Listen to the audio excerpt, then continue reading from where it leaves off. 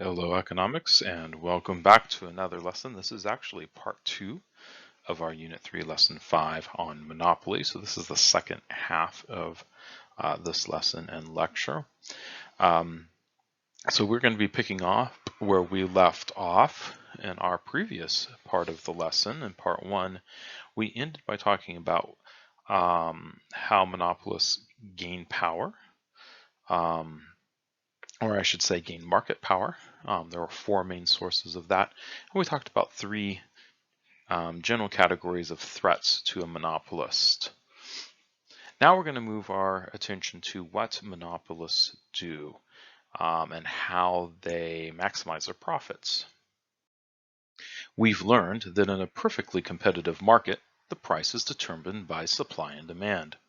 Recall also that the firms in a perfectly competitive market are price takers because there is an equilibrium price that no firm can influence by its individual actions. The demand curve for an individual firm in a perfectly competitive market is simply a horizontal line at the equilibrium price. If a firm in such a market asked for more than the equilibrium price, its customers would switch to buying from competitors. And a firm in a perfectly competitive market can sell as much as it wants at the equilibrium price, so it has no reason to charge less than the equilibrium price. A monopolist, however, has no competitors. Anyone who wants the monopolist product must buy it from the monopolist. This advantage affects the monopolist's behavior. Because it does not face competition, the monopolist has the power to raise its price without necessarily losing all its customers. This power is limited by what consumers are willing and able to pay.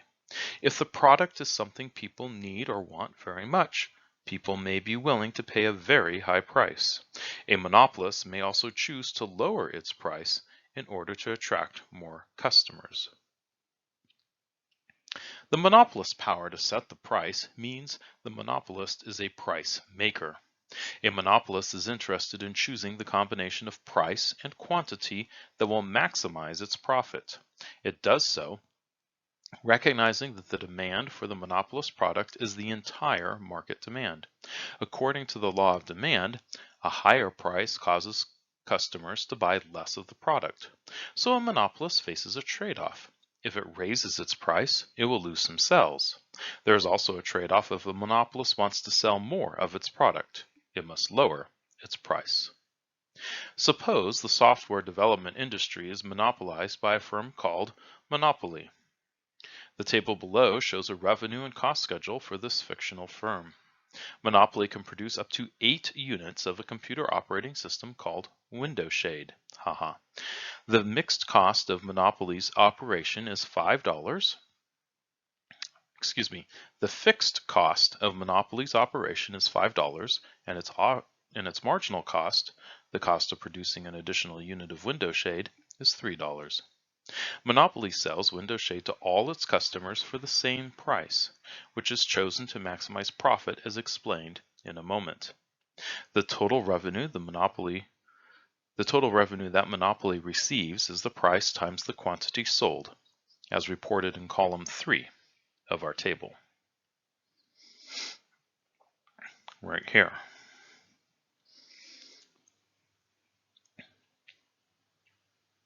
For example, the total revenue received by Monopoly if 3 units are produced and sold at a price of $7 is $21. 3 times 7. Because it is a monopoly, the demand for Monopoly's product is the market demand curve, which is downward sloping. Whenever a firm faces a downward sloping demand curve, it must lower its price to sell more. So Monopoly must lower the price of window shade if it wants to sell more units. Previously, we explained that marginal revenue is the change in the total revenue a firm receives when it sells one more unit of output. Comparing columns 2 and 4, we see that after the first unit, the marginal revenue for a monopoly is less than the price. This is because when Monopoly lowers its price to sell another unit, the change in total revenue is not simply the price it receives for that last unit. Instead, it is the price minus the decrease in revenue on all the other units that could be sold for more if the price weren't lowered to sell the last unit. For example, to sell the second unit, Monopoly must lower its price from $9 to $8. Its marginal revenue from selling the second unit is the new price of $8 minus the $1 it loses on the first unit by lowering the price from $9 to $8. So marginal revenue is 8 minus 1, which equals 7. All right, so did you get it? Why does a monopolist face a downward sloping demand curve? Go ahead and try and answer that question. We'll pause here to give you a moment to try and answer that question. All right, let us continue. A monopolist, like other types of firms, is interested in maximizing profit, not revenue. Monopoly's profit is reported in column 7 of our table. To find profit in this case, we started with total revenue, subtracted the fixed cost of $5, and subtracted the marginal cost of each of the units produced. By comparing the profit numbers in the table, you can see that Monopoly maximizes its profit by producing either 3 or 4 units of output. But what if you didn't have a nice table telling you the profit for each quantity? The same marginal analysis that Blade Runner used to maximize profit in the perfectly competitive market described previously in a previous lesson applies to other types of markets as well. Any type of firm can maximize profit by producing up to the quantity at which the marginal revenue equals marginal cost. In this case, 3. If they are never equal, it will produce the largest quantity for which the marginal revenue exceeds the marginal cost. Employing this marginal analysis, Monopoly would produce 4 units, which we know to be a profit maximizing quantity of output. Maximizing profit isn't all about choosing the right quantity. The monopolist must also choose the right price. Fortunately, that's even easier than choosing the right quantity. To maximize profit, the monopoly chooses the highest price at which it can sell the profit maximizing quantity. The first 2 columns in our table provide a demand schedule of the quantity that would be sold at each price. We can see that the highest price at which 4 units could be sold is $6, right? To state it another way, we could sell 4 units at $5, but that is not the maximum, right? The highest price we could sell for 4 units for is $6 here. And we went over that when we talked about Blade Runner and did profit maximization with Blade Runner. All right. Did you get it? Why does a monopolist choose the quantity of output that equates marginal revenue and marginal cost? We'll pause to give you a moment to answer that. All right, and we will continue. We can review the profit maximizing practices of a monopolist with the aid of a figure like the one below. To maximize profit, a monopolist chooses the quantity of output at which the marginal cost of production is equal to the marginal revenue gained from selling another unit. We have drawn the marginal cost curve as a flat line, consistent with the assumption that the marginal cost is $3 regardless of how much output is produced. For other monopolists, the marginal cost curve could be rising or falling, and it can often resemble the Nike swoosh. To simplify the situation, we'll assume that software can only be sold in whole units, so the lines between the dots in our graph are just connectors that don't represent options to sell partial units of window shade. Marginal revenue and marginal cost are equal at a quantity of 4 units. This equality marks the profit maximizing quantity of output. To find the highest price Monopoly can charge for 4 units, we look at the height of the demand curve at a quantity of 4 units. Follow the dashed line in our graph up from a quantity of 4 to the demand curve, and then left from the demand curve to the vertical axis to find the profit maximizing price of 6.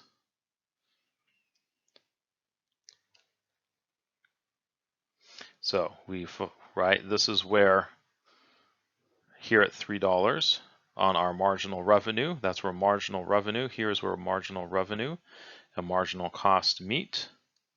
So we go up from this quantity line and we find that it meets our demand curve there, and we look over and we see that we have $6 there.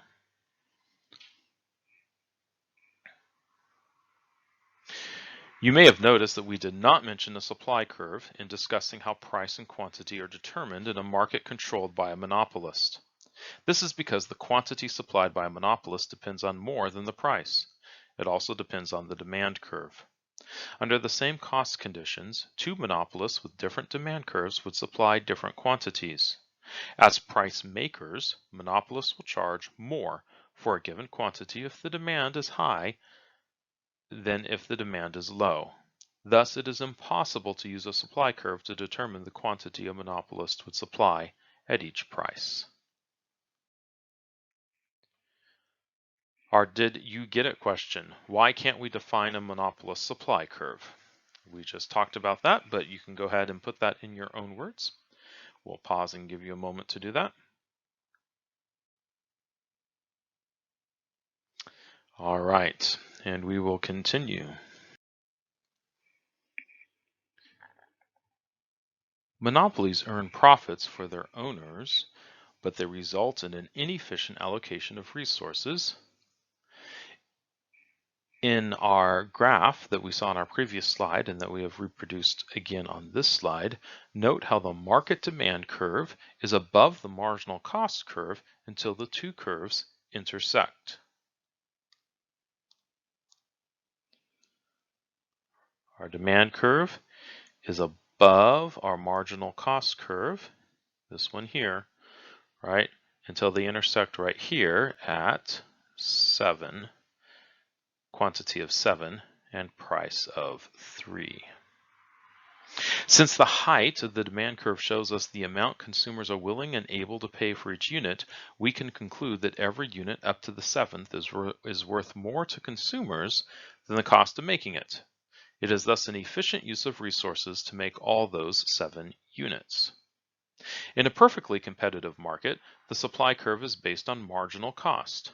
You've learned that the intersection of supply and demand determines the market quantity.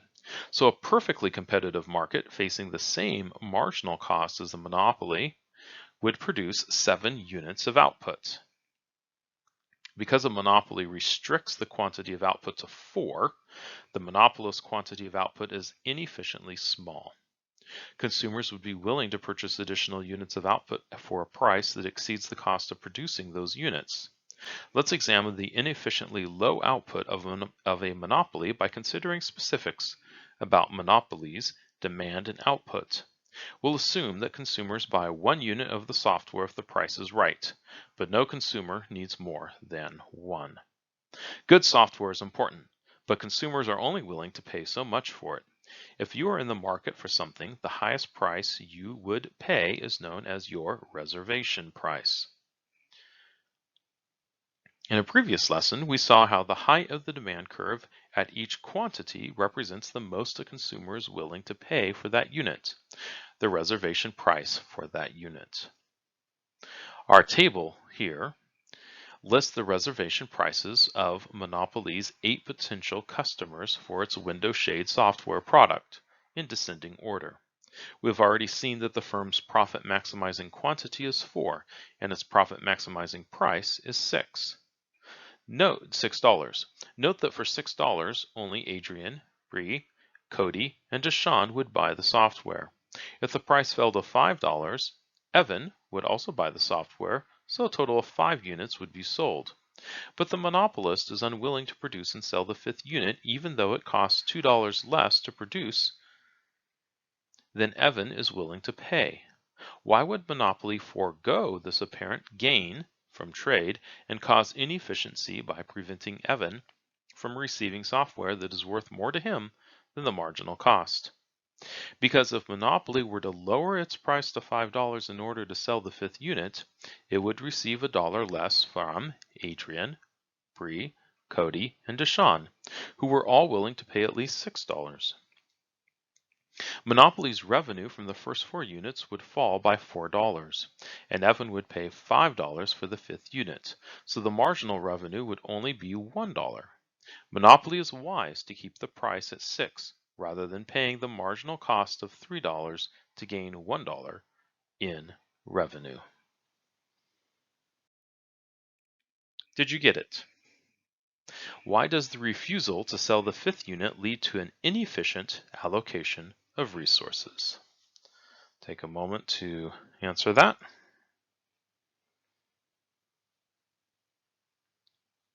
All right, let's continue. Price discrimination. So far, we've assumed that monopoly has to charge all its customers the same price. We saw that charging a lower price to Evan would require the monopolist to charge a lower price to Adrian, Bree, Cody, and Deshawn as well. Lowering the price to get Evan's business would decrease the firm's profit. Therefore, monopoly passed up the opportunity to sell to Evan. Now let's explore the possibility that monopoly does not have to charge everyone the same price. In that case, the firm could raise its profits by charging each customer his or her reservation price, assuming that price could be determined. Monopoly would charge Adrian $9, Bree $8, Cody $7, and so on, all the way down to Greg. Monopoly would not sell a unit to Holly because her reservation price of $2 is below Monopoly's marginal cost of $3. Monopoly receives more profit by price discriminating than by charging all customers the same price. We know this because with price discrimination, Adrian, Bree, and Cody pay more than the $6 they would pay if the firm charged a single price.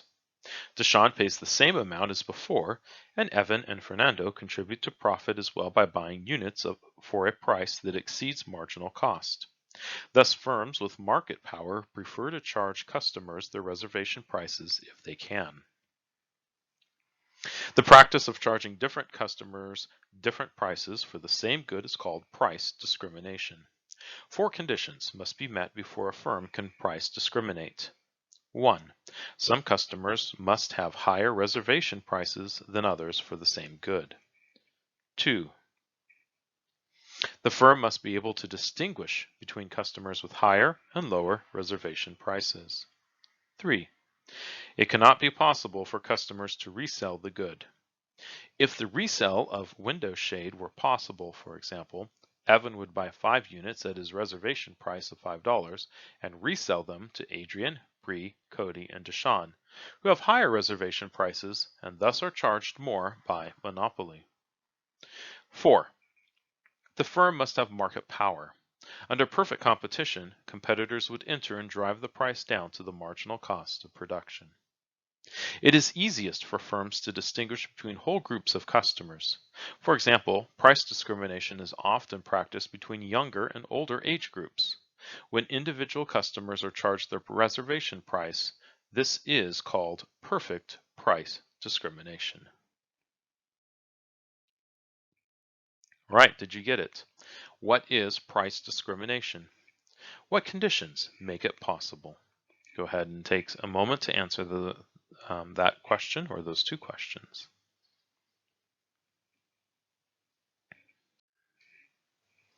All right, let's continue. Have you ever gone car shopping with your family?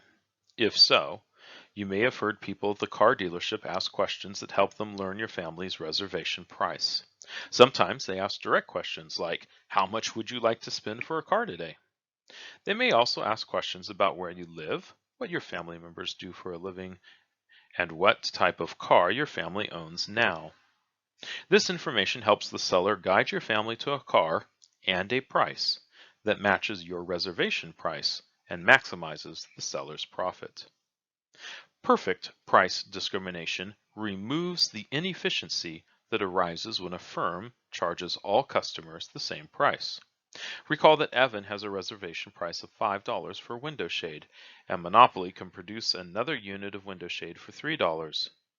If it had to charge everyone the same price, Monopoly wouldn't sell Evan the software for $5 because it would lose more money by lowering its price for other buyers than it would gain by selling a unit to Evan. The lost opportunity to sell a unit that is worth more to a buyer than it costs a seller to make causes inefficiency.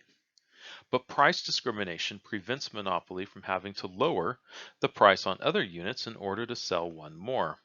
With perfect price discrimination, Monopoly would sell a unit of window shade to everyone willing to pay at least as much as the $3 marginal cost of making a unit. This includes Evan, who would pay $5, Fernando, who would pay $4, and Greg, who would pay $3. To maximize profit, a price discriminating monopolist will increase output until the marginal cost is equal to the reservation price of the last customer. That brings the firm to produce every unit for which the reservation price exceeds the marginal cost. Price discrimination thus results in an efficient level of production. Despite the favorable output level, price discrimination is not without its problems. Think about your own buying experiences. You're happiest with purchases when the price you pay is well below your reservation price. For example, suppose you're thinking of buying some red paint to fix up an old skateboard that you're going to sell. If you're convinced that the price you could fetch for the skateboard would be $10 higher if it had a new paint job, the most you would pay for the paint is $10. The real gain from a purchase comes from paying less for a good than it is worth to you. If the paint cost $10, there would be little point in buying it. If you paid $6 for it, your benefit would exceed the price, so you would have reason to feel good about the purchase. Likewise, if every customer had to pay his or her reservation price for a good, the customers would be indifferent between buying it or not. Their net gain from the purchase would be zero. By tailoring the price to equal the reservation price, the firm manages to extract all the gains from trade. No wonder firms look for ways to price discriminate. Did you get it? Why is price discrimination attractive to firms? We'll pause.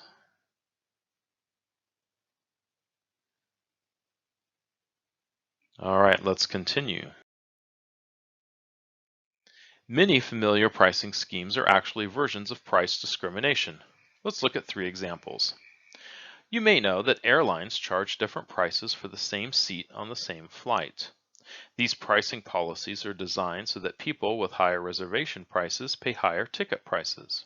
For example, business travelers whose employers pay for their tickets typically have higher reservation prices than vacationers, who must pay for their own tickets. To distinguish business travelers from vacationers, airlines note that vacationers usually plan their trips further in advance and are more likely to travel over weekends. To benefit from this, the airlines charge more for tickets when the departure date is near and for trips that do not include a Saturday night stay. Another familiar example of price discrimination takes place in movie theaters. You probably remember that when you were under the age of 12, you received a discount on movie tickets. Because children have a lower reservation price than adults, a movie theater can use age to separate its customers and charge more to those with a higher willingness to pay. Finally, many restaurants give discounts to senior citizens. Why?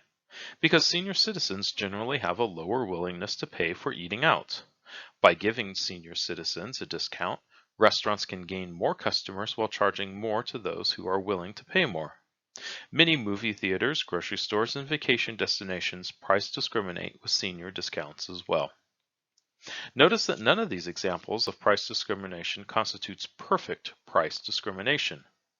Rather than charging each individual his or her reservation price, the prices are assigned to whole groups that include members with differing reservation prices. Real estate agents and car dealers often come closer to achieving perfect price discrimination. Their one-on-one interactions with buyers allow them to assess each buyer's interest and ability to pay. They may size up buyers by observing their clothing and jewelry, seeing how eager they are to make a purchase, and asking about their occupation and financial situation.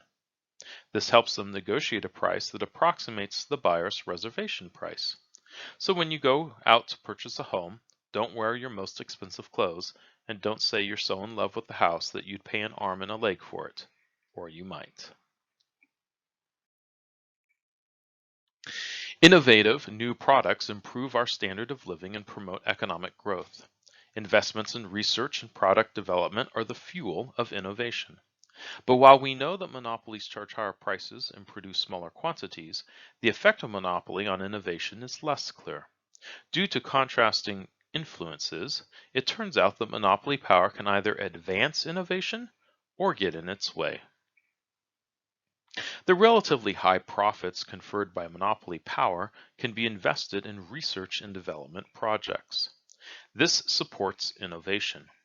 For example, when AT&T was still a monopoly, the research budget of its Bell Laboratories exceeded the entire research budget of the Japanese Ministry of Industry and Trade.